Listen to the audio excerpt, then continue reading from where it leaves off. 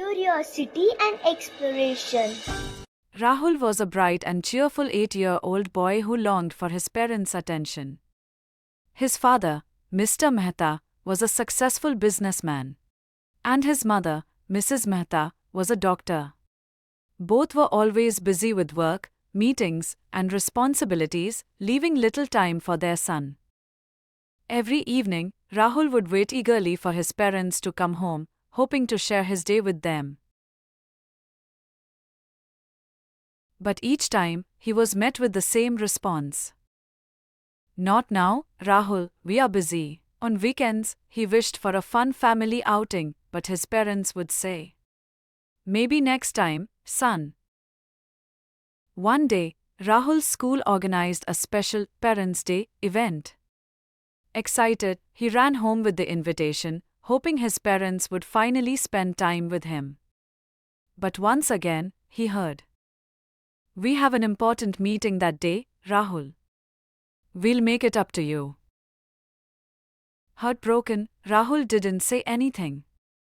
The next day, at the event, he watched as other children laughed, played, and proudly introduced their parents. He sat alone in a corner, trying to hold back his tears. That night, he wrote a small note and left on his parents' desk before going to bed. Dear Mom and Dad, I know you are busy making a great future for me, but I miss you. I don't need expensive gifts or toys, I just need your time and love. Please don't be so busy that you miss my childhood. Love, Rahul. When Mr. and Mrs. Mehta read the note, tears welled up in their eyes. They realized how their work had distanced them from their son. The next day, they made a promise to always make time for Rahul, no matter how busy life got. From that day on, they scheduled family time, played with him, and attended his school events.